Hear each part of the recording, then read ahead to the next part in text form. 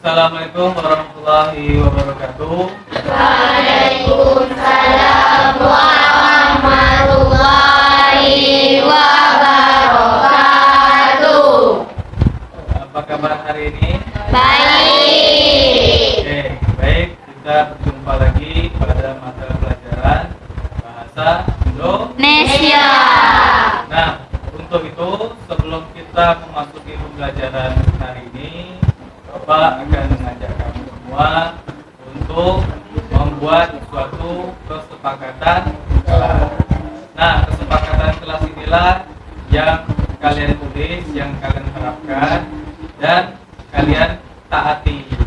Nah, untuk menaatinya, gunanya adalah agar bisa membangkitkan atau menumbuhkan motivasi dalam diri kita sendiri. Nah, dalam motivasi itu ada 3 hal. Yang pertama adalah motivasi untuk mendapatkan penghargaan. Yang kedua yaitu motivasi untuk menghindari hukuman.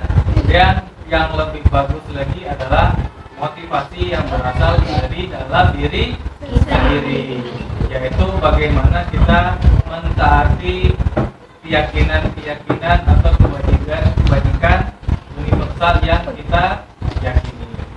Nah, untuk itu kamu semua Bapak minta untuk membuat kesepakatan kelas atau keyakinan kelas yang kamu inginkan. Nah, contohnya adalah 1, jangan ribut, jangan ngobrol ketika belajar. Terus misalnya lagi, jangan mengganggu teman yang sedang fokus dalam belajar. Nah, kalau seandainya masih bingung tentang keyakinan kelas ini apa atau kesepakatan kelas ini apa, ya adalah bentuk aturan kelas yang harus kita patuhi. Itulah yang dinamakan dengan kesepakatan kelas. Paham sampai sini? Nah, silakan kamu menulis dalam emosi ini apa akan segera berikan.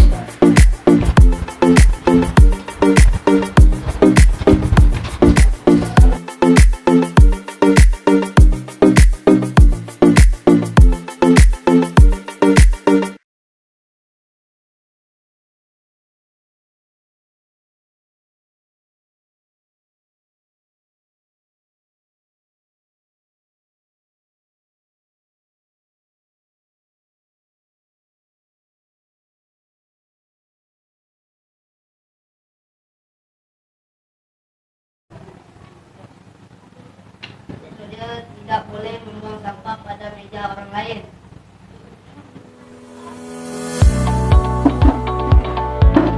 Kami akan datang tepat waktu. Tidak boleh menyontek baik saat berangkat maupun di hari biasa. Tidak boleh mencoret di sini atau meja.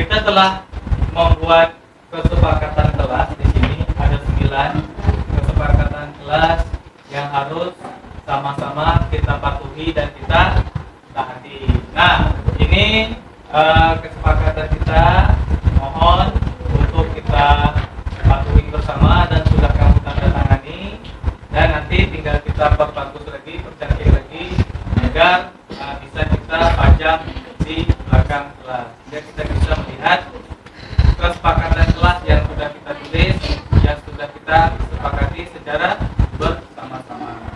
Nah, untuk itu cukup sekian untuk kesepakatan kita. Marilah sama-sama kita lanjutkan lagi pembelajaran kita pada hari ini.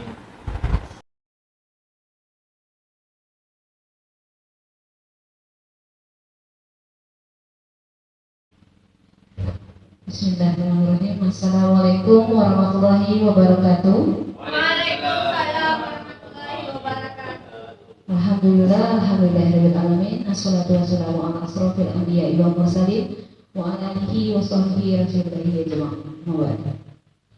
Yang terhormat Ibu Kepala SMP Negeri 2 Sikip Selatan, Ibu Masni SPD. Yang saya hormati rekan Majelis Guru SMP Negeri 2 Sikip Selatan yang berbahagia. Alhamdulillah, puji syukur kita panjatkan kehadirat Allah Subhanahu wa taala yang telah memberikan kita nikmat iman, nikmat sehat sehingga kita dapat berkumpul di sini pada acara pengimbasan guru penggerak diseminasi budaya positif sekolah calon guru penggerak angkatan 6 SMP Negeri 2 Sikap Selatan oleh Zulfitrian SPDGR. Tak lupa pula salawat beriring salam kita panjatkan, kita sampaikan ke Nabi besar kita Nabi Muhammad SAW dengan mengucapkan Allahumma shalli ala sayyidina Muhammad wa ala ali sayyidina Muhammad, yang telah membawa kita dari alam yang gelap menuju alam yang terang benderang seperti saat ini. Alhamdulillah, baik, kita langsung masuk saja ke acara kita pada hari ini. Adapun susunan kita pada hari ini adalah yang pertama pembukaan yang sedang berlangsung, yang kedua doa, yang ketiga menyanyikan lagu Indonesia Raya, yang keempat kata sambutan oleh Ibu Kepala SMP Negeri 2 Sikap Selatan, yang kelima kita memasuki acara budaya positif, acara inti kita, dan acara terakhir adalah penutupan. Baik, sekarang kita masuk acara yang kedua. Agar acara kita ini berlangsung dengan baik dan hikmat, ada baiknya kita memulai acara pada hari ini dengan membaca doa. Kami mohon kesediaannya pada Bapak Hendra Gunawan untuk memimpin doa pada hari ini. Pada Bapak Hendra kami persilakan. Assalamualaikum. Waalaikumsalam warahmatullahi wabarakatuh. Al-Fatihah. أعوذ بالله من الشيطان الرجيم. بسم الله الرحمن الرحيم. الحمد لله رب العالمين الرحمن الرحيم مالك يوم الدين إياك نعبد وإياك نستعين اهدنا الصراط المستقيم صراط الذين أنعمت عليهم غير المغضوب عليهم ولا الضالين. أعوذ بالله من الشيطان الرجيم. بسم الله الرحمن الرحيم. الحمد لله رب العالمين حمدا للشاكرين حمدا الناعمين حمدا يوفي ويكافئ مزيدا. يا ربنا لك الحمد كما ينبغي لجلال وجهك الكريم وعظيم سلطانك. اللهم صل على سيدنا محمد وعلى ال سيدنا محمد. اللهم اغفر لنا ذنوبنا ولوالدينا وارحمهما كما ربيانا صغارا ولجميع المؤمنين والمؤمنات والمسلمين والمسلمات على منكم والامة برحمتك يا ارحم الراحمين.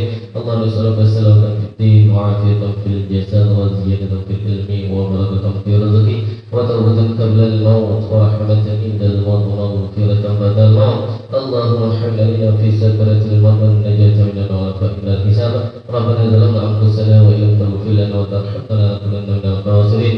ربنا آتنا في الدنيا حسنة وفي الآخرة حسنة وقنا عذاب النار. وصلى الله سيدنا محمد النبي وعلى آله وصحبه وبارك وسلم. سبحان ربك رب العزة عما يصفون وسلام على المرسلين والحمد لله رب العالمين. Assalamualaikum warahmatullahi wabarakatuh. kasih kami ucapkan kepada baik.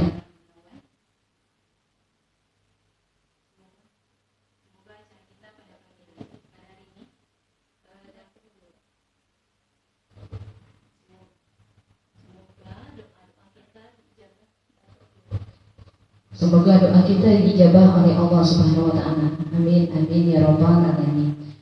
Baik, kita masuk ke acara berikutnya yaitu menyanyikan lagu Indonesia Raya. Hadirin di waktu berdiri.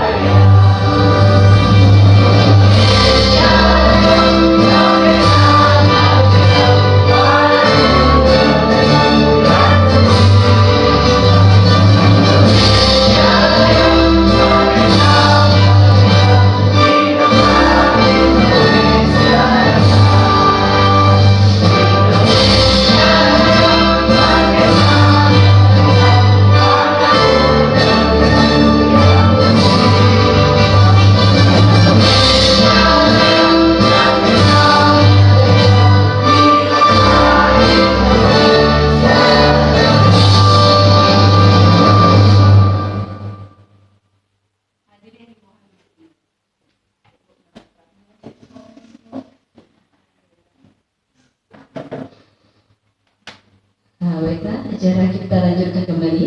Kita akan memasuki sambutan dari Ibu Kepala SMP Negeri 2 Singkep Selatan.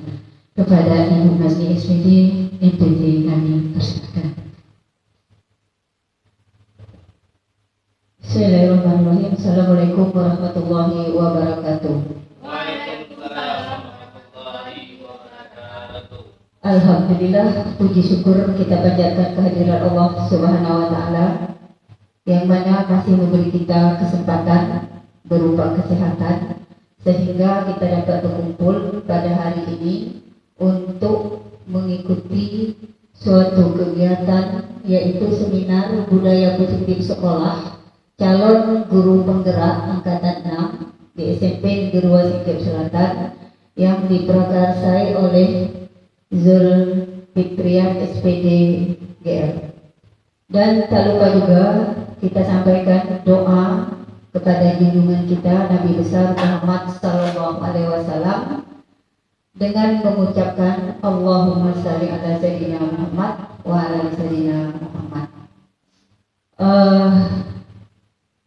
Bapak Zulfitrian SPD sebagai narasumber yang akan menyampaikan materi budaya positif yang kami hormati rekan-rekan Dewan Guru SMP Negeri 2 Singkep Selatan yang kami banggakan.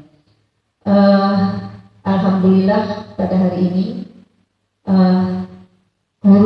salah satu guru penggerak calon guru penggerak di SMP Negeri 2 Singkep sudah sampai kepada jenjang melakukan seminar tentang budaya positif di sekolah, khususnya nanti akan diterapkan insya Allah di SMP Negeri 2 Singkep Selatan. Apa itu budaya positif? Itu merupakan nilai atau keyakinan dan kebiasaan di sekolah, ya, baik itu berupa tata tertib dan segala macamnya. Dan itu nanti akan lebih jelasnya akan disampaikan oleh Bapak Zulfitrian. Mudah-mudahan kegiatan ini memberi manfaat bagi kita semua dan memberi motivasi kepada guru-guru yang lainnya untuk tetap bergerak melakukan suatu perubahan, di mana segala sesuatu yang sekarang ini lagi berkembangnya berubah ke arah yang lebih baik dengan program Merdeka Belajar. Itu ujung tombaknya berada pada guru. Jadi gurulah yang harus mulai berubah terlebih dahulu. Setelah itu baru mengimbaskan kepada siswanya bagaimana menerapkan pendidikan pembelajaran yang inovatif, kreatif, ya, khususnya nanti berpihak kepada anak sehingga menghasilkan peserta didik yang memiliki profil Pancasila sesuai dengan program pemerintah kita di kurikulum mereka. Kami mohon untuk mengikuti kegiatan ini. Semoga mendapat manfaat dan mendapat perubahan khususnya di sekolah kita. Ya. Nanti kepada Pak Zulfitrian untuk membantu mengimbaskan kepada kawan-kawan supaya nampak adanya perubahan khususnya di sekolah kita, dan motivasi juga kawan-kawan yang lain untuk mengikuti program ini sehingga secara total seluruhnya nanti dapat melakukan perubahan, saling berkolaborasi sehingga menghasilkan karya-karya yang lebih baik, menciptakan anak yang betul-betul memiliki generasi yang inovatif, jujur dan kreatif sehingga profil pelajar Pancasila itu betul-betul dapat tertanam pada jiwa anak setelah mereka lulus dari SMP Negeri 2 Singkep Selatan. Kami rasa hanya itu yang dapat kami sampaikan. Semoga kegiatan ini bermanfaat bagi kita semua dan dapat berjalan sesuai dengan harapan kita sampai selesai. Dengan mengucapkan Bismillahirrahmanirrahim, kegiatan ini kita buka dan kita lanjutkan untuk mendengar materi ataupun pemaparan yang akan disampaikan oleh Pak Zulfitrian. Kami akhiri dengan wabillahi taufiq wal hidayah. Wassalamualaikum warahmatullahi wabarakatuh. Terima kasih kami ucapkan kepada Ibu Masni. Semoga semua kata-kata dari Ibu dapat kita amalkan, dapat kita terapkan dalam kehidupan kita sehari-hari saat kita memberikan pendidikan kepada murid kita. Baik, kita masuk ke acara inti kita, yaitu materi budaya positif yang akan disampaikan oleh Pak Zulfitrian SPDGR sebagai CGP Angkatan 6 Kabupaten Ninggang, Kepulauan Riau. Kepada Pak Zulfitrian kami persilakan.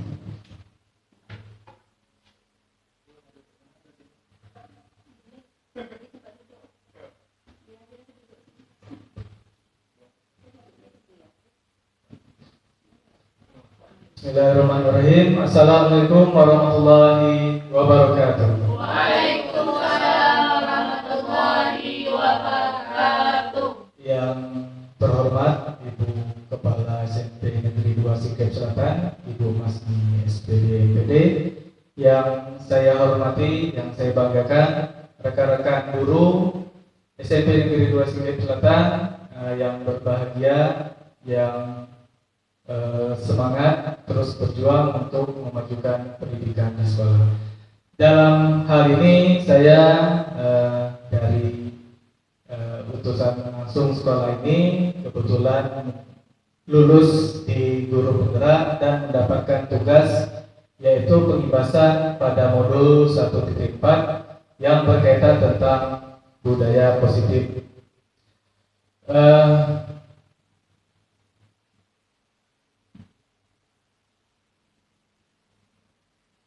Jadi salam dan bahagia kepada kita semua. Nah, sebelum masuk kepada materi, ada baiknya saya menyampaikan kesepakatan kelas pada siang hari ini. Yang pertama yaitu sesama peserta harus saling menghargai. Yang kedua, menjaga keamanan dan kenyamanan. Yang ketiga, mengikuti seminar dengan penuh antusias. Dan juga apabila ada pertanyaan, silakan bertanya pada sesi tanya jawab. Nah, tadi sudah dikatakan tentang budaya positif. Budaya positif sudah sering kali kita dengar. Yang jadi pertanyaan adalah apa makna budaya positif? apa contoh penerapan positif yang telah kita terapkan. Sebelum itu saya mengajak Bapak Ibu semua untuk mengisi terlebih dahulu form Jamboard yang akan saya bagikan ke Bapak Ibu melalui grup WA. Untuk itu sebelumnya mohon untuk diisi agar kita tahu bagaimana pemahaman awal yang Bapak Ibu alami. Bapak Ibu, ini adalah link Jamboard yang akan saya bagikan ke WA group. Silakan Bapak Ibu mengeksplor. Yang pertama, pilih salah satu halaman. Jadi di sini ada halamannya sampai 14. Pilih salah satu saja, jangan sampai tertimpa. Terus kemudian gunakan sticky note untuk menuliskan pengalaman-pengalaman yang memalukan yang pernah Bapak Ibu alami, atau juga peraturan-peraturan apa yang pernah Bapak Ibu langgar sehingga Bapak Ibu dihukum. Nah, jadi pengalaman-pengalaman tentang peraturan apa yang Bapak Ibu rasakan yang berkaitan tentang peraturan-peraturan yang Bapak Ibu langgar, silakan menulisnya di halaman yang kosong. Kemudian tulis dengan tanpa nama sehingga kerahasiaan itu dijaga, seperti itu. Silakan. Oke, Bapak Ibu, ada beberapa yang sudah menuliskan pengalamannya. Mari kita baca dulu satu-satu. Ini ada peraturan yang saya langgar adalah saya tidak menggunakan kaos kaki ketika masuk ke kelas sehingga diprotes oleh siswa. Nah, ini berarti di kelas ya, Bapak Ibu alami diprotes oleh siswa karena tidak menggunakan kaos kaki. Yang kedua, ada yang menuliskan waktu saya masih SMA pernah kena marah oleh Bapak Kepala Sekolah karena ketahuan mau cabut lewat pagar sekolah, Pak. Ini sadis, manjat pagar sekolah. Kalau pagarnya selutut, senang manjat. Terus ada yang menuliskan pengalaman yang paling memalukan adalah pada saat di SMA saya dikejar oleh kepala sekolah. Wah, kepala sekolah seorang atlet biasanya. Saya karena terlambat datang ke sekolah dan dilihat oleh teman-teman saya. Nah, itu adalah hal-hal yang memalukan berkaitan tentang peraturan yang kita langgar, sehingga itu cukup membekas pada diri kita. Nah, pertanyaannya, apa jadinya kalau itu pada anak kita dan kita menduplikasikan guru-guru kita di masa lalu? Bukan berarti guru-guru kita yang masa lalu salah, tetapi terkadang kita selalu mengambil atau mencontoh guru kita terdahulu mana yang sesuai dengan passion kita. Nah, disinilah yang harus kita rubah melalui budaya positif di sekolah. Nah, baik Bapak Ibu, berkaitan dengan pertanyaan tadi, apa makna budaya positif? Terus apa contoh penerapan budaya positif yang telah kita terapkan? Baik, secara harfiahnya budaya positif di sekolah yaitu nilai-nilai dan kebiasaan-kebiasaan di sekolah yang berpihak pada peserta didik agar mereka dapat berkembang menjadi pribadi yang kritis, penuh hormat, dan bertanggung jawab. Jadi pada dasarnya budaya ini adalah salah satu kebiasaan-kebiasaan yang selalu kita lakukan sehingga membentuk suatu budaya. Nah, positif di sini adalah hal-hal yang berkaitan tentang yang baik, kemudian juga bisa berpengaruh yang baik kepada orang sekitar. Terus selanjutnya kita harus melakukan perubahan paradigma. Paradigma di sini berkaitan tentang filosofi pendidikan Ki Hajar Dewantara. Nah, apa saja? Yang pertama yaitu bukan tabula rasa. Artinya adalah anak di sini bukan kertas kosong atau wadah kosong, tetapi anak pasti membawa keunikannya sejak lahir, sehingga kita juga tidak bisa katakan bahwa anak di situ adalah masih kosong, kita isi dengan ilmu baru, tidak seperti itu. Tetapi anak pasti memiliki keunikannya, kepribadiannya, sehingga kitalah yang harus membentuk keunikan itu, sehingga membentuk anak ini tidak menjadi orang lain, tetapi menjadi pribadi dirinya sendiri. Kemudian semua anak terakhir dengan bakatnya masing-masing, yaitu unik. Kemudian tugas kita adalah menuntun bakat tersebut agar anak tumbuh dengan selamat dan bahagia. Jadi di sini kita sebagai seorang pendidik harus menuntun keunikan mereka sehingga mencapai keselamatan dan kebahagiaan. Inilah yang sedang digencarkan atau sedang disosialisasikan, diperlukan oleh pemerintah berkaitan tentang pendidikan Ki Hajar Dewantara. Kemudian juga mereka memiliki budi pekerti yang luhur. Nah, guru di sini diibaratkan petani, anak didik kita diibaratkan biji jagung. Nah, ketika kita menanam biji jagung, kita sebagai petani menanam biji jagung itu, tentunya kita harus memperlakukannya bagaimana kita merawat jagung. Jangan kita memperlakukannya sama ketika kita merawat benih padi, akan berbeda.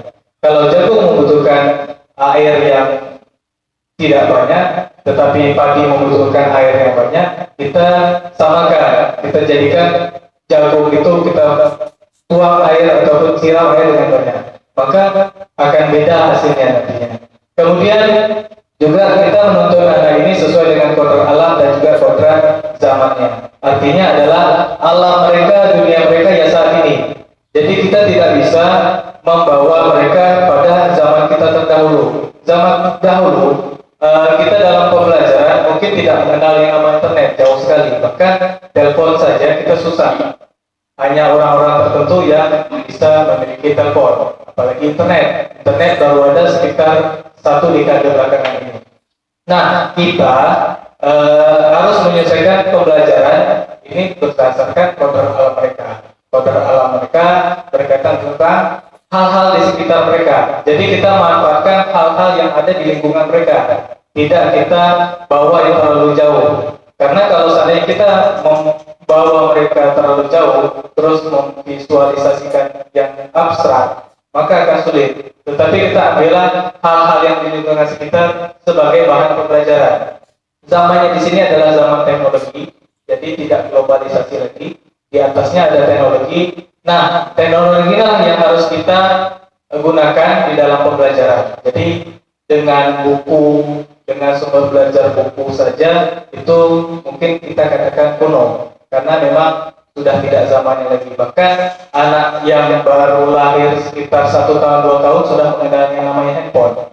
Nah, kita membatasi handphone juga tidak mungkin, tetapi kita bisa mengkontrol mereka agar bisa memanfaatkan teknologi ini semaksimal mungkin dalam pembelajaran. Terus, nah ini yang agak berat, kita harus legowo kata bahasa Jawa, kita harus menerima bahwa kita harus berpihak pada murid. Nah inilah yang mungkin saya rasa sedikit berat, tapi perlahan kita harus ubahnya. Nah di sini nantinya ada pembelajaran yang berkaitan tentang berdiferensiasi, yaitu bagaimana kita memenuhi pembelajaran anak ini berdasarkan dengan kebutuhan mereka per individu. Nah, disinilah yang harus kita lakukan sebagai seorang pendidik. Terus kemudian untuk membangun budaya positif, sekolah perlu menyediakan lingkungan yang positif, aman dan nyaman agar murid-murid mampu berpikir, bertindak, dan mencipta dengan merdeka, mandiri dan bertanggung jawab. Artinya adalah ketika kita ingin membangun budaya positif ini, kita harus menyediakan lingkungan, harus menyediakan atmosfer yang positif pula. Nah, agar apa? Agar mereka bisa kreatif dengan sendirinya. Selama ini kita selalu membuat mereka untuk mengikuti apa mau kita. Nah, coba kita tawarkan ke mereka apa mau mereka dengan garis bawah, yaitu kita harus mengontrol mereka jangan tidak melebar dari koridor atau benang-benang dari pembelajaran. Kemudian lazimnya pendidik disiplin dikaitkan dengan kontrol. Nah, disinilah kontrol guru yang untuk menghadapi murid. Terus perubahan paradigma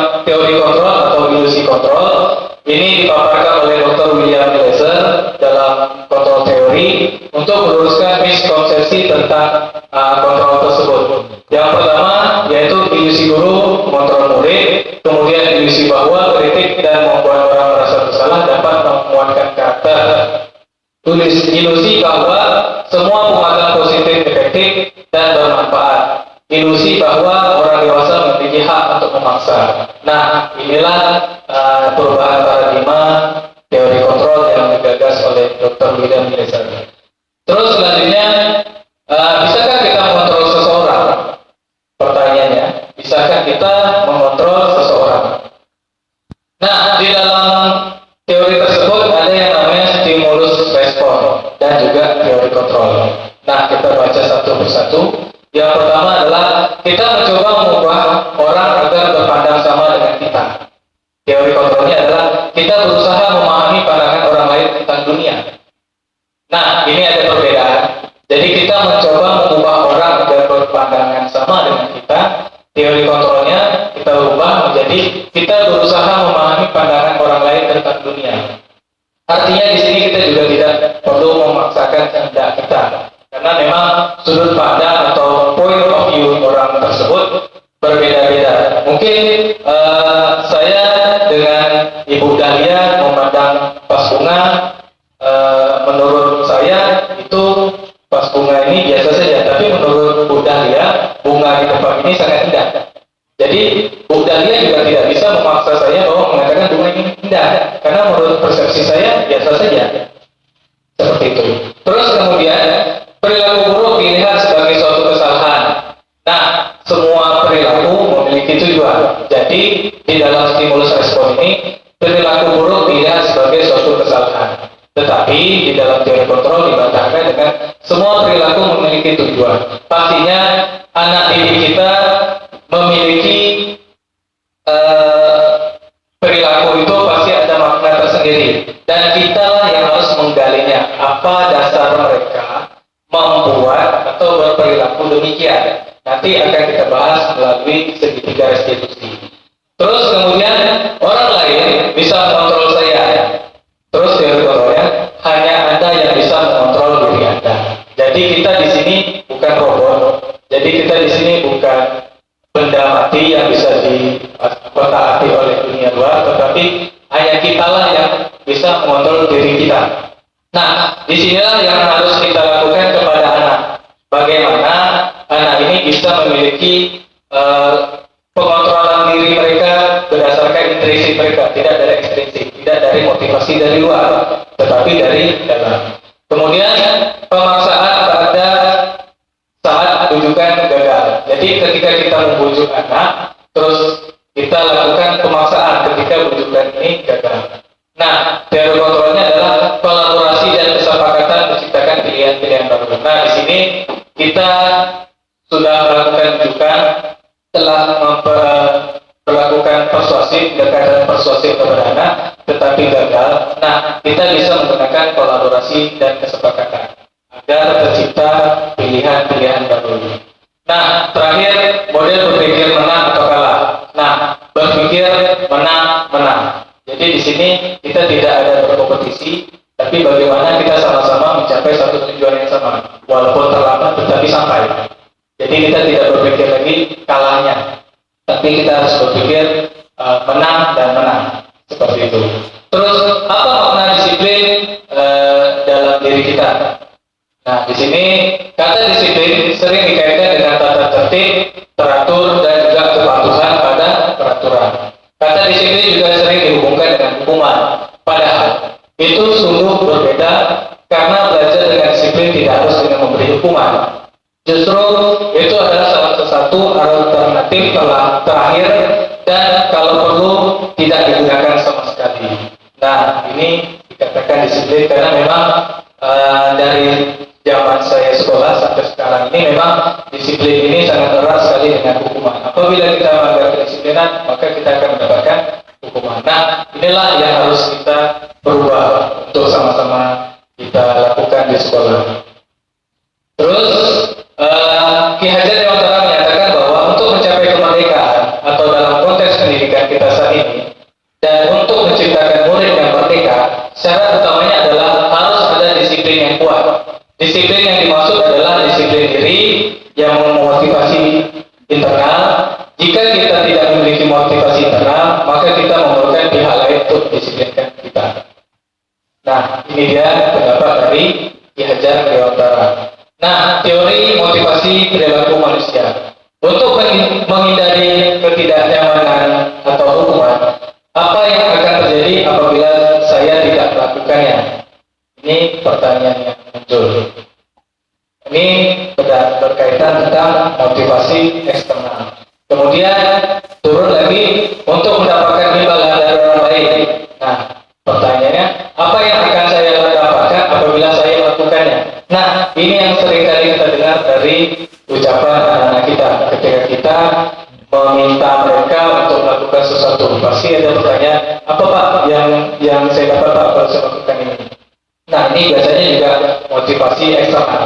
Nah, inilah yang harus kita ubah, yaitu untuk menghargai diri sendiri menjadi insan sesuai harapan kita. Saya akan menjadi orang yang seperti apa bila saya melakukannya. Nah, ini yang harus kita tanamkan kepada mereka. Jangan apa yang akan terjadi apabila saya tidak melakukannya. Mungkin ketika kita meminta anak untuk melakukan sesuatu hal, anak tersebut menolaknya. Malas Pak. Kemudian ketika anak itu mau, pasti dia ada hal yang ingin dia mau atau ada imbalan yang dia inginkan. Nah, yang ini yang harus kita jadikan pemikiran mereka, yaitu saya akan menjadi orang yang seperti apa apabila saya melakukannya. Seperti itu. Nah, inilah berkaitan dengan motivasi internal atau tujuan dari disiplin positif. Nah, lingkaran budaya positif yang pertama kita ciptakan dulu dari kelas, yaitu peraturan kelas. Nah, di sini kita harus membuat aturan-aturan baku kepada mereka, tetapi aturannya nanti barulah kita lebarkan menjadi keyakinan kelas. Nah, peraturan kelas ini tentu saja sangat sulit untuk dihafal mereka, karena memang peraturan ini sifatnya sangat reasonable, kemudian juga konkret, dan biasanya penjabarannya banyak. Nah, kalau keyakinan kelas ini biasanya lebih luas, bisa kita ingat-ingat. Kemudian juga lingkungan yang positif, terakhir barulah menjadi budaya positif.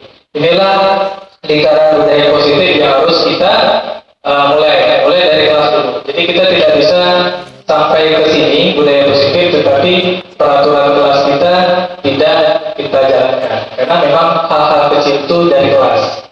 Barulah naik menjadi keyakinan kelas, kemudian lingkungan positif, terakhir baru budaya positif.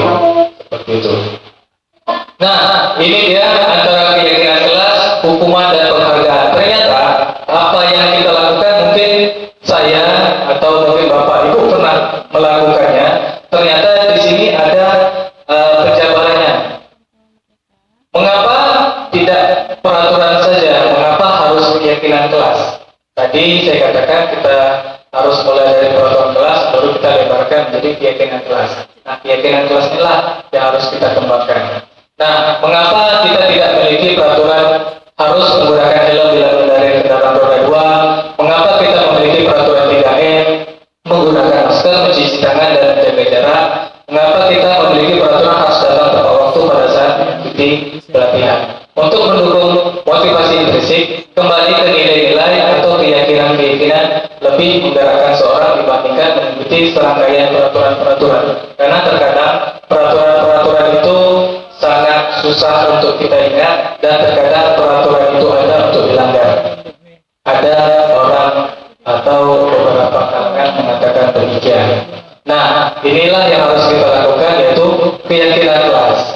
Keyakinan kelas adalah nilai-nilai kebajikan atau prinsip-prinsip universal yang disepakati bersama secara universal, lepas dari latar belakang suku, negara, bahasa maupun agama. Menurut Russell tahun 1998, suatu keyakinan akan lebih memotivasi seseorang dari dalam diri sendiri atau intrinsik. Seseorang akan lebih bersemangat untuk menjalankan keyakinannya daripada hanya untuk sekedar mengikuti serangkaian peraturan. Karena keyakinan ini berkaitan tentang apa yang dia yakini dan apa yang dia amalkan, bukan apa itu. Nah, membentuk keyakinan, pertama keyakinan kelas bersifat abstrak daripada peraturan yang lebih rinci dan konkret. Artinya di sini keyakinan kelas kita harus bersifat abstrak. Kemudian keyakinan kelas berupa pernyataan-pernyataan universal ataupun hal-hal umum, tidak perlu kita rincikan. Kemudian pernyataan keyakinan kelas senantiasa dibuat dalam bentuk positif, artinya menggunakan kata-kata yang positif dan membangun. Terus keyakinan kelas sebenarnya tidak terlalu banyak sehingga mudah diingat dan dipahami. Nah, inilah yang harus kita buat, karena memang peraturan yang ada sebanyak itu masih saja anak-anak kita langgar.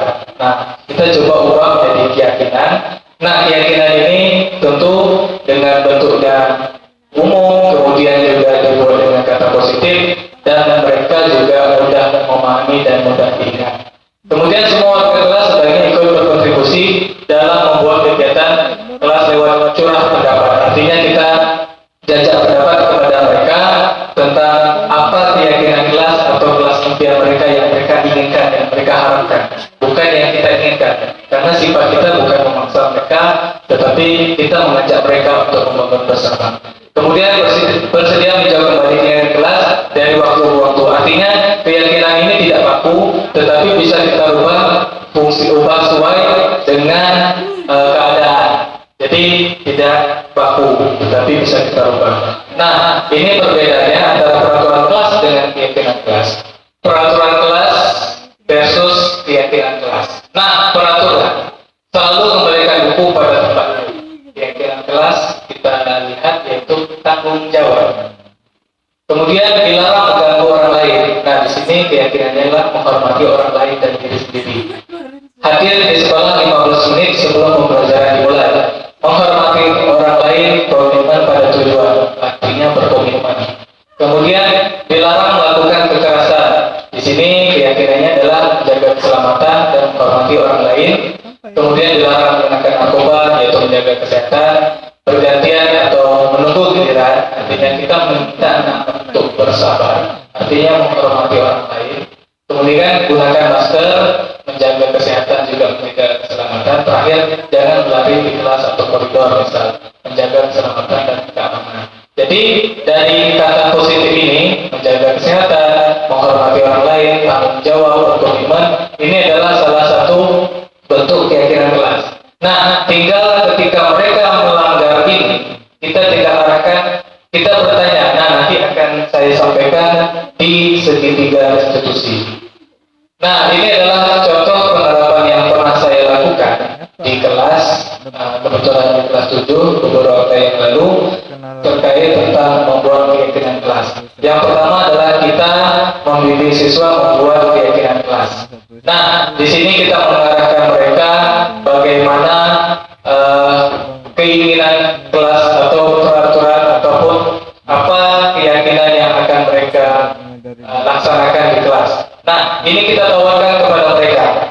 Kita tawarkan sebanyak siswanya, kita bagikan sedikit uang, kemudian meminta mereka untuk menuliskan apapun itu hal-hal yang mereka harapkan untuk di kelas demi kenyamanan kita. Nah, di sini saya juga meminta juga kepada rekan-rekan guru, kita saling berkolaborasi bersama, mulai dari guru mata pelajaran, kemudian juga wali kelas, sampai dengan kepada kesiswaan, hingga sampai kepada kepala sekolah, pengawas, dan juga pemangku pendidikan. Kita sama-sama menerapkan ini, karena apabila satu orang yang menerapkan ini yang lain tidak, maka akan sulit budaya positif dibentuk. Nah, di sini saya mohon kepada Bapak Ibu semua, kita sama-sama berkolaborasi, saling bekerja sama, bagaimana kita bisa menerapkan budaya positif ataupun membuat keyakinan kelas, dan kita sama-sama menerapkannya. Setelah meminta mereka menuliskan, lalu kita minta mereka untuk menempelkannya di lembar karton yang sudah kita sediakan. Selanjutnya, barulah kita merangkum apa yang dia tulis atau mereka tulis, karena pada sejatinya ada beberapa anak pasti memiliki harapan yang sama. Nah, harapan yang sama kita jadikan rangkuman. Nah, inilah akhir dari keyakinan kelas yang akan kita sepakati bersama. Dan lalu kita meminta mereka dan bersama kita juga pada para dewan guru menandatangani kesepakatan kelas yang telah dibuat. Artinya kita guru, anak-anak dan semua warga sekolah ini wajib mentaati yang telah kita buat. Misal di sini ada rukun, tanggung jawab, tertib, kemudian juga bekerja sama dan lain sebagainya. Inilah yang harus kita lakukan kepada mereka dan kita taati bersama. Tadi ada yang menuliskan ditegur atau diprotes sama siswa. Nah itu juga salah satu bentuk kita untuk mentaati peraturan yang telah kita sepakati bersama. Nah ini dia rangkumannya keyakinan kelas yang telah dibuat kemarin beberapa waktu lalu di kelas 7. Ada taat beribadah dengan keyakinannya, disiplin pada diri sendiri, selalu bahagia, sopan santun, tolong menolong, bertanggung jawab atas perilaku dan tugas, kemudian saling menghormati dan menghargai, rukun dan damai, jujur pada diri sendiri dan orang lain. Nah, ini adalah keyakinan kelas yang harus kita sepakati bersama. Nah, ketika mereka melanggar beberapa item, maka kita bisa menanyakan keyakinan kelas mana yang mereka telah langgar. Jadi tidak perlu kita menjudgment atau menuduh, wah kamu tidak bertanggung jawab atas tugas yang diberikan. Tetapi kita bisa menanyakan kira-kira keyakinan kelas apa yang telah dilanggar.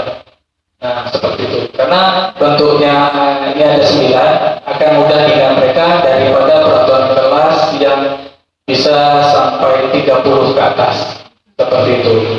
Nah, ini adanya ungkapan bahwa dihukum oleh penghargaan, bahwa ketika kita memberikan reward kepada anak-anak ternyata memang tidak efektif dan salah sebenarnya menurut pendidikan yang saya jalankan. Karena pertama pengaruhnya jangka pendek dan jangka panjang. Jangka pendeknya apabila misal guru A ketika dia masuk dia selalu membagikan makanan ataupun permen. Ketika guru tersebut tidak masuk dan digantikan dengan guru lain, maka dia akan menantinya. Dan guru yang menggantikan tidak tahu apa hal yang dilakukan oleh guru yang tidak masuk tersebut.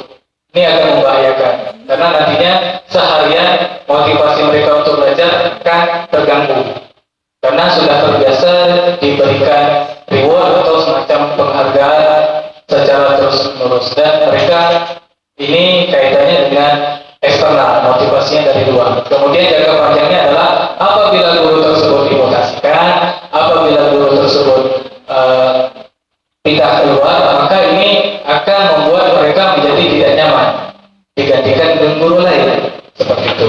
Kemudian penghargaan merupakan suatu hukuman, artinya adalah ketika siswa tersebut ada yang lemah, ada yang pintar, ketika yang pintar itu selalu diberikan penghargaan, akan memberikan hukumannya kepada siswa yang lemah tadi. Padahal pada hakikatnya di dalam kelas mereka mendapatkan pembelajaran dan mendapatkan perlakuan yang sama, tidak boleh kita beda-bedakan di sini. Nah, terus kemudian penghargaan mengurangi ketepatan, artinya adalah ketika penghargaan itu muncul, ketepatan yang kita lakukan ataupun tujuan yang kita lakukan hanya orang-orang tertentu atau murid-murid tertentu saja yang dapat, yang lain tidak. Terus esensi dari pembelajaran kita akan berkurang. Kemudian penghargaan tidak efektif. Kemudian penghargaan merusak hubungan. Artinya ketika teman A dengan B, siswa A dengan siswa B berteman dengan baik, ketika A ini menonjol dalam hal pendidikan, maka guru tersebut akan berfokus pada siswa A tersebut. Nah, siswa B yang tadinya berteman dengan siswa A merasa iri sehingga membuat hubungan mereka antar teman menjadi rusak. Seperti itu. Nah, inilah hal-hal yang berkaitan tentang penghargaan. Nah, sebisa mungkin kita hindari atau kita batasi kalau memang perlu. Seperti itu. Terus, nah, boleh Bapak Ibu menjawab dalam hati. Ada 7 soal. Kira-kira jawaban kita apa aja? Yang Yang pertama mencatat satu sekali di dalam buku kalimat saya tidak terlambat lagi karena terlambat ke sekolah. Lari mengelilingi lapangan basket 2 kali karena terlambat hadir di sekolah, itu adalah hukuman atau konsekuensi. Mari kita jawab dalam hati. Siapa? Apa? Ibu-ibu tuh nanya apa? Kayak mana Pak cara buat seperti itu? Sudah, Bapak Ibu sudah menjawab dalam hati. Nah, sekarang kita lihat betul jawabannya ada yang salah. Ada yang salah jawabannya. Nah, mencatat buku itu adalah hukuman. Lari mengelilingi lapangan basket 2 kali adalah hukuman. Murid diminta untuk berusaha 15 kali adalah hukuman. Menggantikan kertas tugas teman yang telah dicoret-coret adalah konsekuensi. Membersihkan tumpahan air di meja juga konsekuensi. Meminta murid tidak mengenakan sepatu seharian di sekolah karena tidak mengenakan sepatu hitam adalah hukuman. Lari mengelilingi lapangan basket 2 kali karena terlambat adalah konsekuensi. Nah, ini apakah kita selama ini di sini atau ada yang salah atau menganggapnya adalah konsekuensi atau sebaliknya? Nah, kita luruskan apa perbedaan dari hukuman dengan konsekuensi. Hukuman adalah sesuatu yang menyakitkan harus terjadi, kemudian membuat anak sakit fisik maupun hati untuk jangka waktu yang lama. Seperti yang tadi dikatakan bahwa saya meminta Bapak Ibu untuk menuliskan pengalaman-pengalaman berkaitan dengan peraturan sekolah dan ternyata memang masih diingat sampai sekarang. Kemudian anak membenci kedisiplinan. Kemudian adanya paksaan. Jadi dia tidak adanya dari dalam diri. Kemudian mendorong anak untuk menyakiti diri sendiri. Konsep diri yang buruk, anak belajar untuk menyembunyikan kesalahan. Nah, ini pernah kita alami beberapa waktu yang lewat. Ketika kita mencari kesalahan anak, mereka akan terus menyembunyikannya, bahkan kompak secara berkelas. Kemudian marah, rasa bersalah, dipermalukan, merasa tidak dihargai. Ini adalah konsekuensi dari bentuk hukuman. Apabila ini terjadi, maka inilah yang ada pada diri anak. Paling sedikit 4 dari 8 ini akan muncul. Kemudian konsekuensi adalah sesuatu harus terjadi, membuat anak merasa tidak nyaman dalam jangka waktu pendek. Anak menghargai disiplin, stimulus kelagapan, artinya dalam diri sendiri, mendorong anak agar mudah menyesuaikan diri, konsep diri yang baik. Anak belajar untuk mematuhi peraturan, kehilangan hak,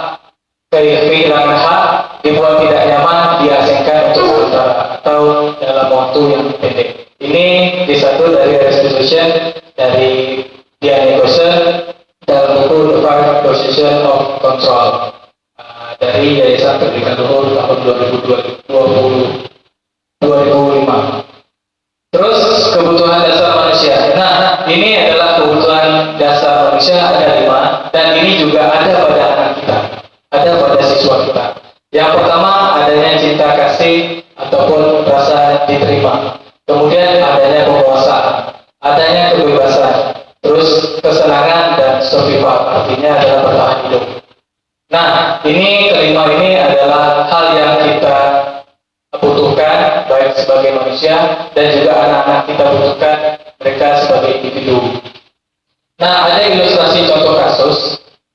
Ibu Ani, guru kelas 5 SD, berita hati, sedang bingung menghadapi ulah salah satu murid di kelasnya, yaitu Agus. Beberapa anak telah datang dan mengeluhkan Agus yang sering meminta bekal makan siang mereka dengan paksa. Jika Anda menghadapi situasi seperti Ibu Ani, apa yang akan Anda lakukan?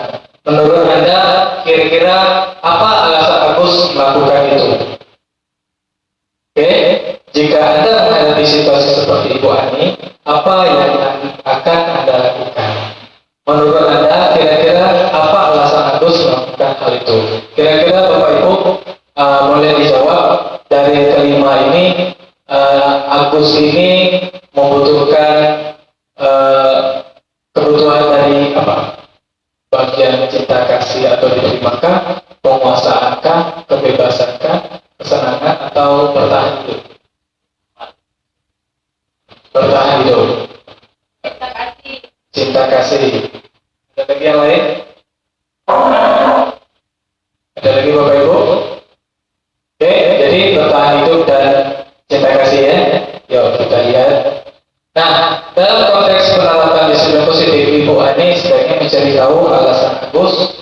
untuk melakukan tindakan tersebut agar mengetahui kebutuhan mana yang sedang berusaha dipenuhi oleh Agus.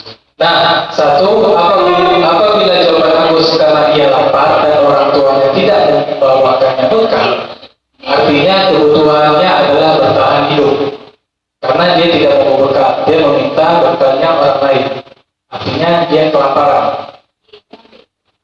Iya, betul. Terus yang kedua, apabila jawaban Agus karena ia sedang senang temannya jadi memperhatikan dia, kebutuhannya adalah cinta dan kasih sayang. Artinya dia butuh untuk diterima. Artinya ini adalah butuh dianggap. Keberadaannya adalah butuh dianggap, tidak dikucilkan. Terus apabila jawaban Agus adalah dia merasa hebat karena temannya jadi takut dan menuruti keinginannya, artinya adalah sebuah pembulian. Ya. Kebutuhannya adalah penguasaan atau pengakuan atas kemampuan. Artinya di sini dia merasa dirinya hebat. Ini lebih cenderung kepada sebuah bentuk pembulian ya, karena dia berkuasa di sini. Terus jawaban keempat, apabila Agus merasa bosan dengan bekal yang dibawakan ibunya, artinya dia membawakan. Nomor 5, apabila jawaban Agus adalah karena iseng atau dia menikmati ekspresi wajah temannya yang karena kesal makanannya diambil, itu Agus mencoba memenuhi kebutuhannya berkaitan tentang kesenangan.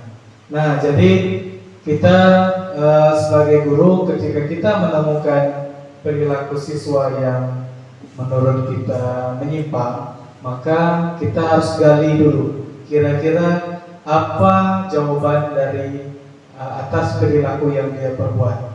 Nah, dari situ baru kita telusuri, nah, kebutuhan hidup apa yang dia mencoba untuk penuhi. Nah, tadi ada 5, adanya rasa diterima, kemudian kebebasan, kemudian kesenangan, kemudian bertahan hidup. Nah, ini 5 posisi kontrol kita. Nah, di sini bagian bawahnya adalah motivasi, kemudian di sini identitas gagal dan identitas berhasil atau sukses, kemudian identitas berhasil sukses juga sama.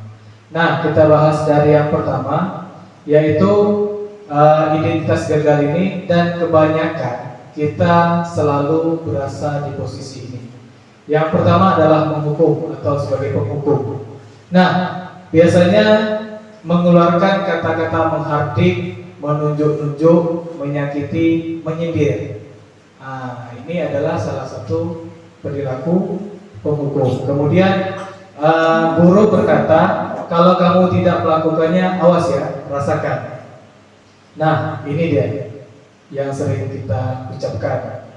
Mudah-mudahan kita bisa merubahnya. Kemudian hasil yang dapat dari perilaku tersebut, anak atau siswa menjadi memberontak, menyalahkan orang lain atau menyalahkan temannya, kemudian dia berbohong. Terus kaitannya dengan dunia yang berkualitas adalah murid meletakkan guru di luar dunia berkualitas. Artinya dia selalu menyalahkan gurunya. Nah, murid berkata, biarkan saja, nanti juga marah-marah lagi. Nah, ini biasanya karakter kita sebagai guru yang pemarah. Kemudian dampak pada murid adalah mengulangi kesalahan.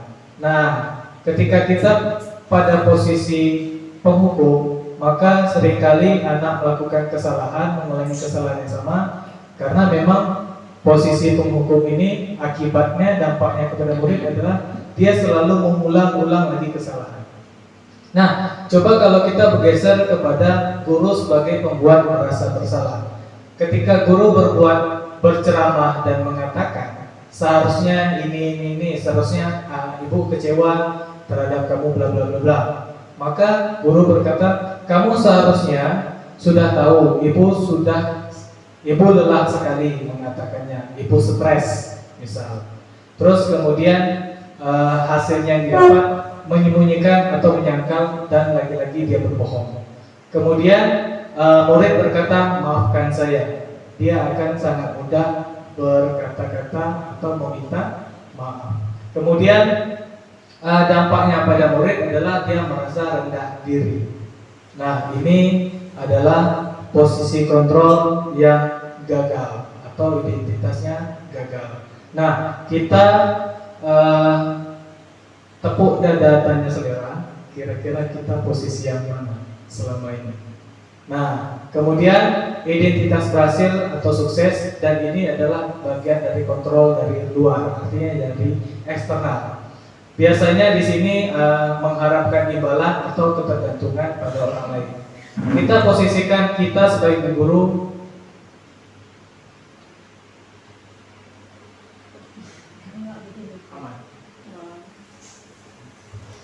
Kita posisikan kita sebagai guru menjadi teman mereka. Nah, di sini biasanya membuat alasan-alasan untuk murid. Kemudian guru berkata, ayolah lakukan demi ibu. Kemudian, masa kamu tidak mau? Ingat tidak, ibu pernah bantu. Jadi kita semacam berteman. Jadi kita menyamakan kita dengan mereka dalam satu lingkup yang sama, saling membantu. Nah, hasilnya apa? Adanya ketergantungan. Artinya kita ketergantungan kepada murid. Ketika kita kesusahan minta bantu murid, murid juga sama ketergantungan dengan kita. Ketika dia kesusahan minta bantu kita, artinya dia meminta perlindungan. Terus kemudian murid berkata, saya pikir bapak ibu teman saya, ternyata begitu. Kemudian dampaknya pada murid, lemah, tidak mandiri dan tergantung. Artinya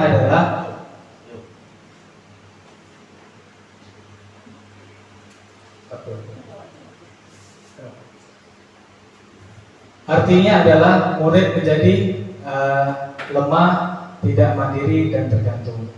Nah, kalau bisa posisinya kita harus sebagai pemantau.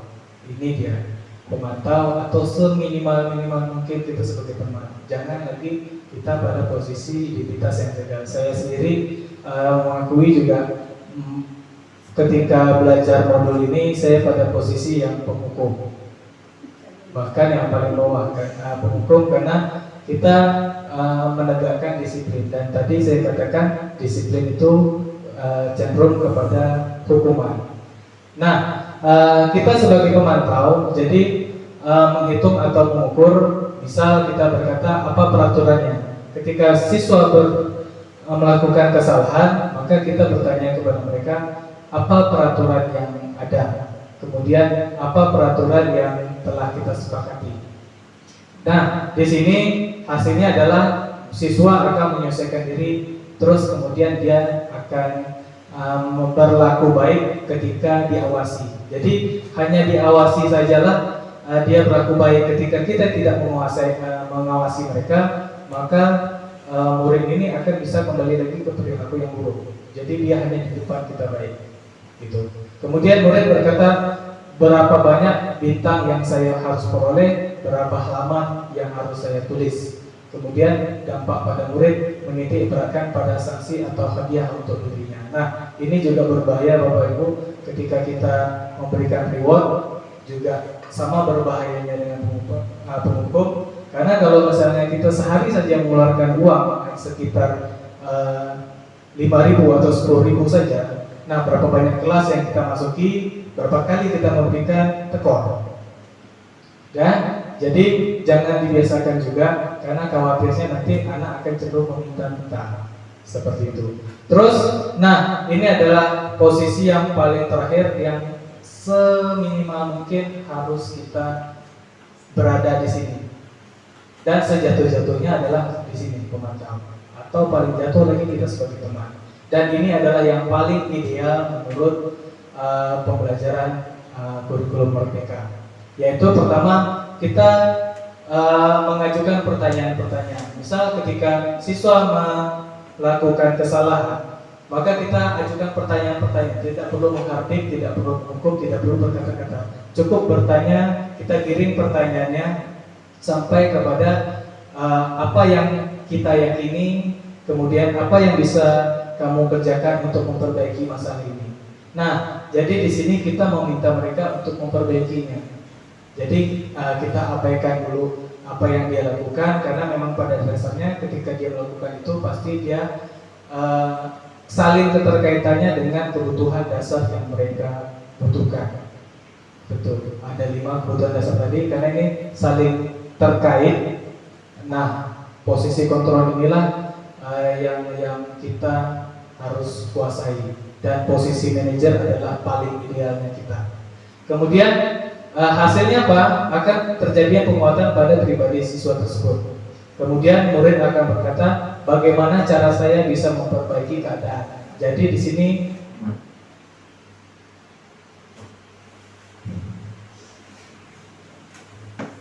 sini siswa tersebut menjadi bisa menemukan solusi atas masalah yang dihadapi. Jadi problem solver.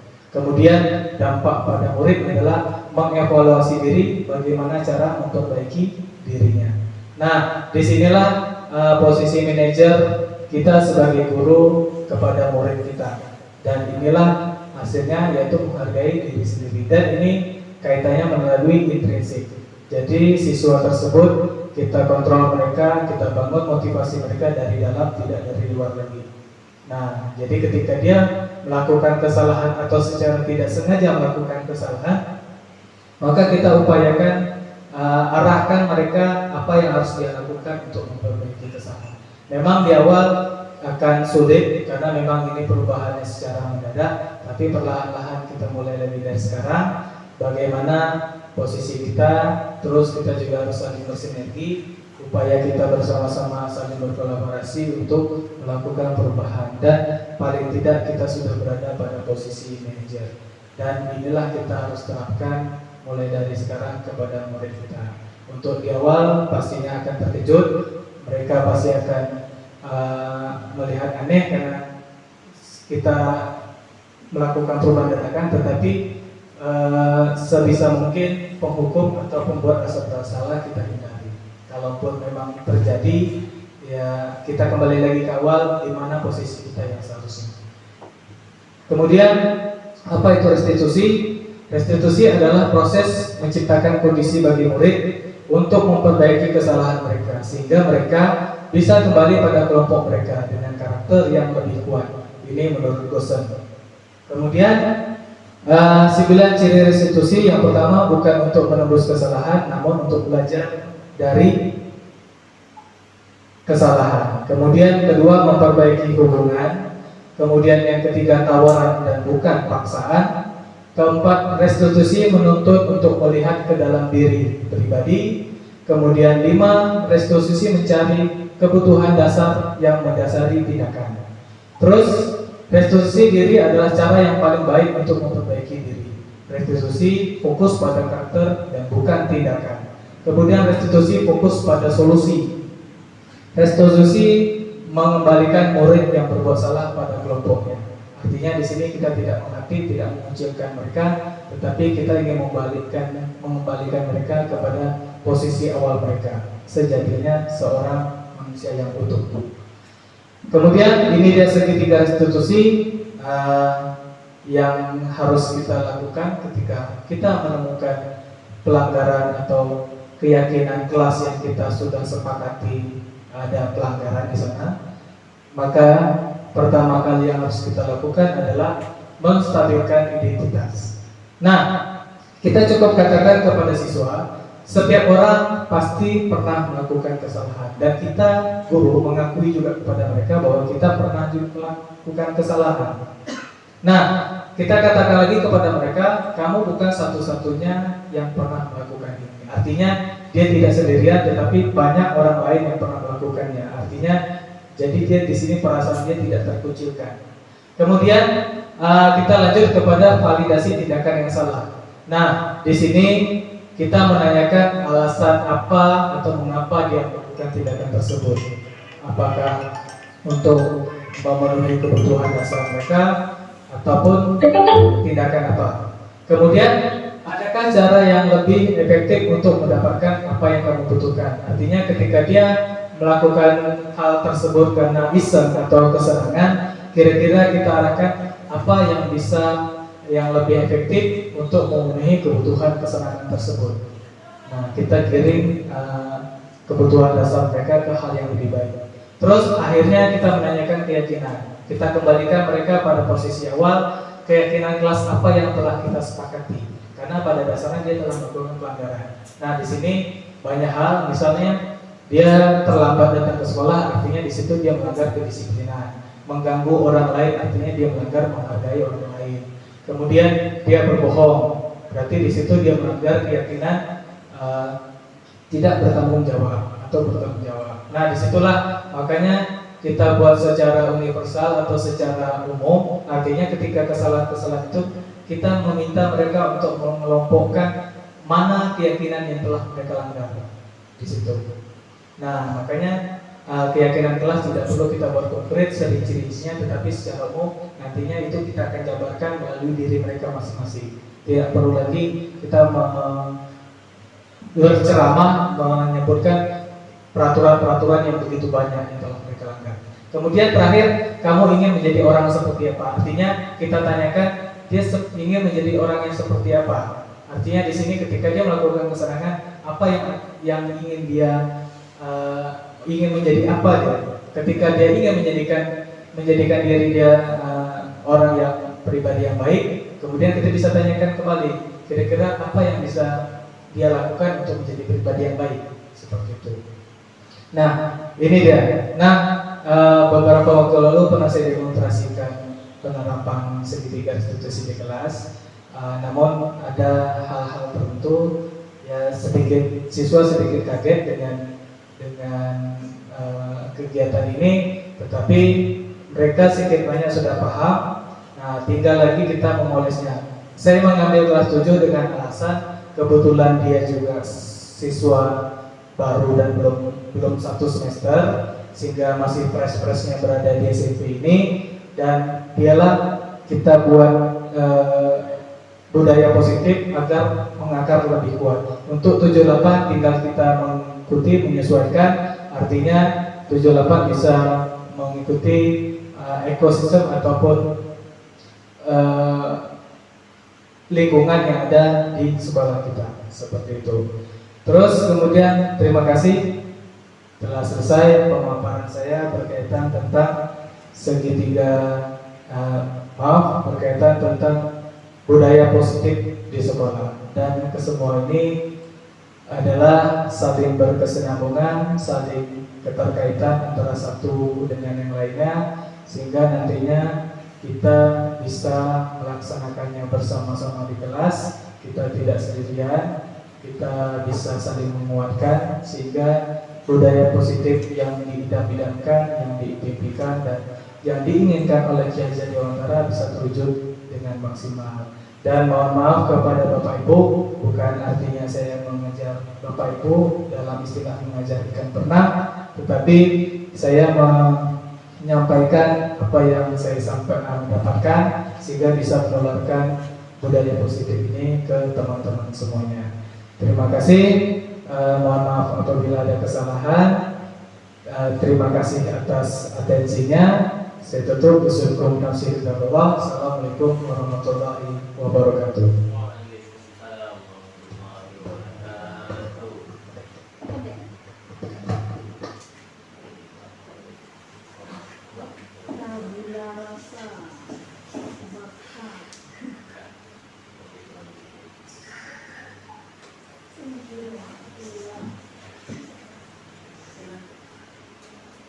Terima kasih kepada Pak Zulfitrian sudah memberikan pengetahuan yang sangat baik sekali bagi kami. Mudah-mudahan apa yang Pak Zulfitrian sampaikan dapat menjadi referensi kita saat ini dalam mendidik siswa dan menjadikan budaya positif lebih mengakar ya Pak ya, di kelas di SMP kita, dimulai dari siswa kelas 7 tadi. Alhamdulillah akhirnya kita sampai pada acara penutup. Saya mohon kesediaan kepada Ibu Kepala SMP Negeri 2 Singgah Selatan, Ibu Masni, untuk menutup acara pada hari ini. Oh iya, sebelumnya ada yang ingin bertanya? Bapak Ibu? Ada yang ingin bertanya kira-kira? Kalau saya ingin bertanya boleh ya? Saya katanya, saya punya kebiasaan anak-anak itu misal saya kasih tugas, kemudian kalau dia minggu depan menyelesaikan tugas, saya kasih plus misalnya 20 plus 10. Seandainya nilai itu berguna ketika dia ulangan yang rendah. Boleh dipakai kandungan itu. Jadi kebiasaan saya, misalnya saya disuruh cari di rumah di Google, cari ya ibu besok ini, besok jelaskan di depan. Kalau dijelaskan dia dapat plus 10. Kemudian seandainya lagi, saya sering, misalnya ini kan buku untuk sampel nih, kurang 10 ya, tak pakai buku kotak-kotak, sebagai guru matematika kan, kurang 5 ya nilai, boleh. Apakah itu termasuk hukum atau penghargaan atau kayak mana gitu? Apakah saya berdosa?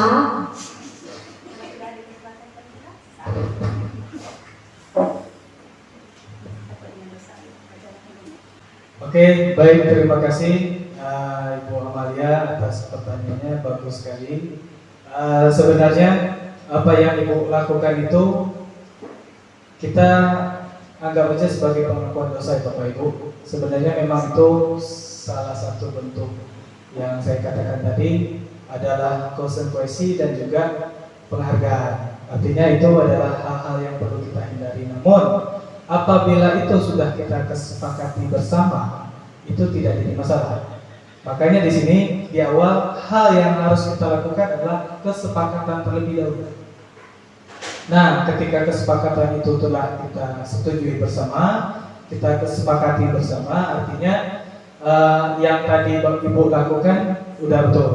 Tetapi ketika itu hanya dasar Ibu ingin menertibkan mereka, kita bisa cara tadi segitiga restitusi juga, kita bisa menganalisa perilaku mereka seperti itu dan kita ubah pola pikir kita atau posisi diri kita pada posisi manajer tadi, dan kita pimpin mereka. Jadi motivasi ini tidak dari Ibu, karena Ibu tadi memberikan penghargaan, kasih nilai 20 ketika dia ulangan, kemudian ketika dia melakukan kesalahan akan kurangi nilainya 10. Nah, di situ ketika dia mendapatkan penghargaan, maka usaha mereka tentunya ada dua. Pertama, dia akan berhenti. Yang keduanya yaitu dia mengharapkan imbalan terus, meminta-minta. Artinya apa? Ketika kita sudah mendapatkan nilai, anak ini sudah mendapatkan nilai 70, ketika dia berhasil ini dia mendapatkan nilai 20 tambahan, berarti 90. Artinya dia akan berhenti di situ, tidak akan berupaya untuk meningkatkan lagi prestasinya, akan start. Dan yang kedua, ketika dia siswa ini sudah mendapatkan nilainya bertambah dari nilai semula, maka dia akan mencoba lagi, meminta lagi, besok mau nambah lagi lah, tak apa-apa lah, nilainya segini, nanti pun aku rajin lagi dapat lagi 20, seperti itu. Terus ketika dia melakukan kesalahan dan mengurangi nilainya 10, maka di sini akan membuat dia merasa terkucilkan. Artinya mungkin dia ketika dia melakukan kesalahan tersebut bisa jadi karena tidak sengaja ataupun memang lupa. Lupa ini juga penyakit bawaan manusia dari riya, dan kita tidak bisa pungkiri lupa ini. Dan siswa yang lupa, sering lupa atau karena dia lupa-lupaan, nah itulah yang kita telusuri. Ketika dia memang benar-benar lupa, berarti kita juga tidak boleh melakukan itu dengan mengurangi nilai 10 tadi. Tetapi kalau dia dengan alasan lupa-lupaan hanya karena kesenangan, boleh, tapi tetap di awal kita dengan kesepakatan kelas. Karena kesepakatan kelas inilah yang harus kita taati bersama seluruh warga yang ada di kelas tersebut.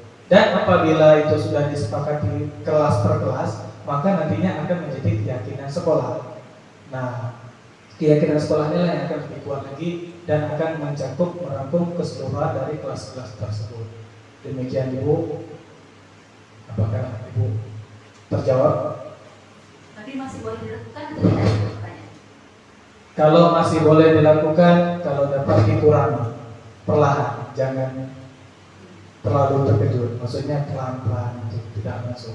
Karena anak pasti akan menyelesaikan dari yang telah Ibu lakukan kebiasaan itu tadi. Maka budaya positif itu perlahan dikurangi sehingga budaya yang baru akan masuk seperti itu. Terima kasih Ibu. Ada lagi? Baik. Oke, terima kasih. Ada lagi, Bapak Ibu yang ingin bertanya? Bertanya Pak Yan tentang benang merah.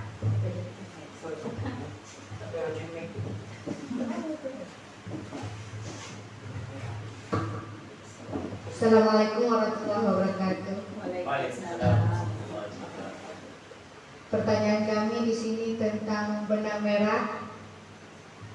Apa itu termasuk peraturan yang diadakan di positifnya? Cukup pertanyaan. Assalamualaikum warahmatullahi wabarakatuh.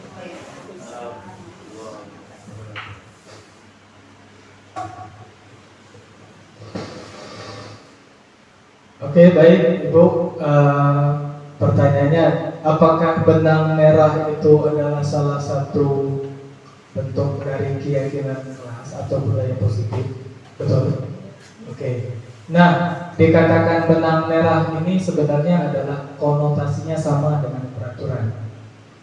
Benang merah itu konotasinya sama dengan peraturan. Namanya aja, karena benang merah ini nampak ketika benang itu ditarik lurus, maka akan tahu bahwa benang merahnya adalah garis pembatas antara kiri dan kanan, dan alurnya atau rule perjalanan dari satu titik ke titik yang lain. Nah, itu juga sama dinamakan dengan peraturan. Makanya adanya bahasa keyakinan kelas. Nah, di sini di dalam guru penggerak ini ada beberapa frase-frase yang kita ubah, yang awalnya adalah peraturan menjadi keyakinan kelas, ada yang namanya disiplin menjadi budaya positif, seperti itu. Nah, jadi kita ubahlah nama-nama frase-frase tersebut menjadi frase-frase yang ada di guru penggerak, karena nantinya dalam pengimplementasian kurikulum Merdeka ini frase-frase ini akan terus digunakan. Untuk Siti Nurah, ada lagi?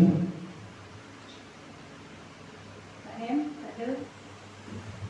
Sudah?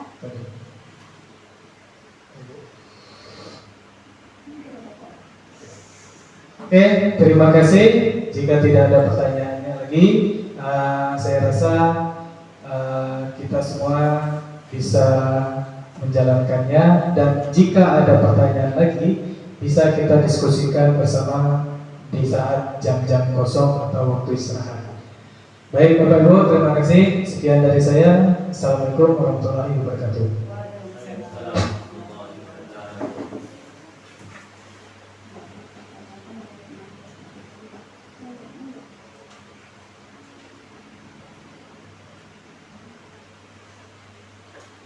Terima kasih pada Pak Zulfitrian atas penjelasannya. Alhamdulillah akhirnya kita sampai kepada penutup acara. Saya mohon kepada Ibu Kepala Sekolah, Ibu Masni untuk menutup acara kita pada hari ini. Terima kasih. Bismillahirrahmanirrahim. Assalamualaikum warahmatullahi wabarakatuh. Alhamdulillah, puji syukur kehadirat Allah Subhanahu wa taala, kita telah dapat mengikuti kegiatan seminar yang disampaikan oleh Pak Zulfitrian sebagai calon guru penggerak Kabupaten Lingga Angkatan 6 dari SMP Negeri 2 Sikep Selatan sampai ke penghujung kegiatan. Dari apa yang kita ikuti dan kita dengar, apa yang dipaparkan oleh Pak Zulfitrian tadi, dan beliau sudah membuat satu bukti nyata sebagai aksi nyatanya, yaitu memulai dari kelas 7 untuk mengembangkan budaya positif khususnya di SMP Negeri 2 Sikep Selatan. Mengapa beliau memulai dari kelas 7? Ya, karena kelas 7 ini mungkin perjalanannya di sekolah kita ini masih panjang. Nah, salah satu contoh, beliau sudah dapat menghasilkan suatu aksi nyata, membuat keyakinan di kelas, khususnya kelas 7. Kalau kami lihat ini sifatnya umum, artinya keyakinan dan kesepakatan kelas, karena kita di sini adalah guru mapel, mungkin setiap guru mata pelajaran itu memiliki cara yang berbeda-beda dan membuat suatu kesepakatan di kelas terhadap siswa di jam pelajaran yang bersangkutan. Namun di sini kalau kita perhatikan, dia sifatnya sudah bersifat umum. Artinya apa? Bisa dipakai untuk seluruh guru mata pelajaran. Harapan saya sebagai penanggung jawab di sekolah ini, meskipun kita SMP Negeri 2 Singgah Selatan belum melakukan implementasi kurikulum merdeka, tapi kita belajar mengarah ke program tersebut. Karena mau tidak mau, suka tidak suka, 2024 tahun pelajaran 2024-2025 Kementerian Pendidikan, Riset dan Teknologi itu akan meresmikan kurikulum yang acuannya adalah kurikulum merdeka. Salah satu isi di kurikulum merdeka itu adalah pendidikan yang merdeka berpihak kepada murid. Jadi artinya siapa dulu yang harus berubah? Ya, yang harus berubah itu bukan muridnya, tetapi gurunya lah terlebih dahulu yang harus berubah. Mindsetnya, termasuk mungkin saya juga, bukan mungkin, wajib berubah. Yang mana selama ini kita menganggap siswa itu sama, sehingga kita sebagai orang dewasa selalu memaksakan. Nah, dengan tindakan seperti itu akhirnya jatuhnya ke hukuman dengan alasan untuk menegakkan disiplin. Nah, itulah yang harus yang pertama sekali sebagai benang merah, garis yang ditebalkan yang harus dirubah betul-betul. Jadi pola pikir kita, mindset kita harus dirubah bahwa anak ini dia sudah unik, dia memiliki bekal, dia bukan kertas kosong. Ada sesuatu yang dimilikinya. Tinggal kita menggali potensi yang dimiliki oleh anak tersebut agar dia dapat mencapai tujuannya sesuai dengan kodratnya dan menyesuaikan juga dengan perkembangan zaman. Itulah tugas dan kewajiban kita sebagai seorang guru. Nah, jadi di sini kembali lagi kepada budaya positif melalui keyakinan kelas. Kalau kami perhatikan apa yang sudah dilakukan oleh Pak Zulfitrian, ini bisa diterapkan oleh semua guru mata pelajaran. Ini garis besarnya, tapi isi poin-poin indikator-indikatornya pasti banyak. Salah satu, taat beribadah dengan keyakinannya, tidak memaksa. Artinya apa? Anak beribadah dengan kesadaran sendiri. Itu yang dikatakan intrinsik dari dalam diri dia sendiri. Kemudian disiplin pada diri sendiri. Ini dia yang disiplin itu. Yang akan kita bangun pada anak ini adalah disiplin dirinya, dari dalam dirinya, bukan dari kita. Kemudian selalu bahagia, jadi dia senang. Kemudian sopan dan santun, ini sudah masuk etika. Kemudian tolong menolong. Kemudian lagi bertanggung jawab atas perilaku dan tugasnya, termasuk tadi apa yang disampaikan oleh Ibu Amalia, memberi apa itu hadiah ya. Kalau kemarin termasuk juga saya sebagai guru suka seperti itu, tapi setelah mengetahui